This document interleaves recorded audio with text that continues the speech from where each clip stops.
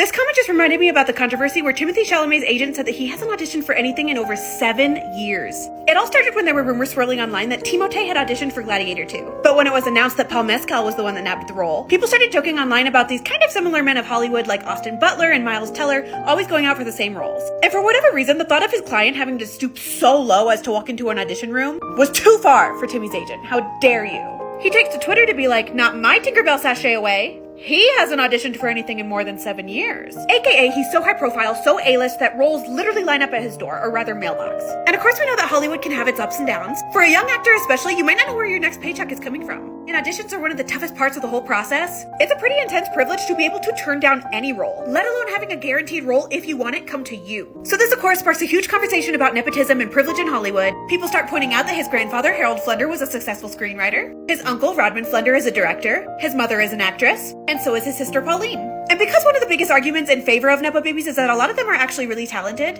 I did a little deep dive into his career because I really wanted to break it down all the way from the beginning, while keeping those 7 years in mind so we can see which roles he auditioned for and which ones were just offered to him. So he attends LaGuardia High School. This is the celebrity high school of New York City. Almost everybody comes out of this thing famous. Let me know if you want me to do a video on LaGuardia's crazy alumni list. While he's there, he dates Madonna's daughter. He then goes on to NYU, and of course we all know the rumors that came out of that. And while he had any actor's dream education, it's important to note he did start acting as a child. Actors coming out of New York especially usually start their career off with little roles on Law & Order, either as a child or an adult, and we see that with Tim Tam as well. He starts landing roles in big movies, usually playing their younger version of the main character, and we see that happen up until 2016, where he played Billy and Miss Stevens alongside Lily Reinhart. And while this is a main supporting role, by no means is he an A-lister here. But almost out of nowhere, his next role is in Call Me By Your Name in 2017, which is undoubtedly the role that launched this kid into mainstream A-lister status.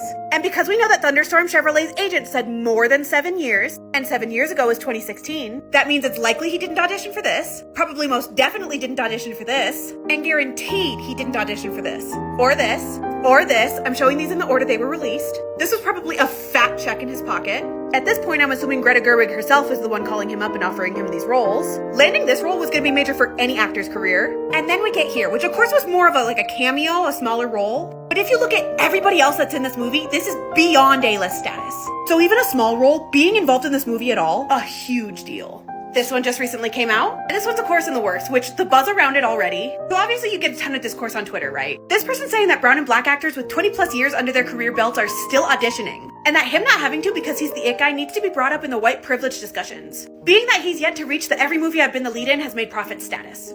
And also going on to say that 7 years was way before his breakthrough. And people like Lupita, Octavia, and Regina King have all talked about having to take auditions, and rightfully so, despite a whole decade of critical acclaim. You audition to prove you have the range for the role. His career is way too young to confirm that. This person hitting back with the exact argument that I mentioned earlier, saying that you can't deny that he's an extremely talented actor, and that this is his moment and that's okay. Also saying he's not the first actor to be in this position, and he certainly won't be the last. The same person going on to say that there are real conversations to be had about white privilege, but Tonka Trunk Chandelier not auditioning for roles isn't one of them. I do personally find it interesting that right around the time that his career took this trajectory of not having to audition for roles anymore, was when we saw him in a movie alongside Lily Reinhart, whose career has yet to reflect anything close to Timothée Chalamet's, despite her also being extremely talented. So what do you think? Is the controversy warranted and it's weird that he was able to walk onto the set of Call Me By Your Name without an audition? Or do the non-Nepo babies that were able to reach this career height as well simply show us that if you have a good team marketing you as the it guy or the it girl, and talent to back it up, nepotism and privilege have nothing to do with it?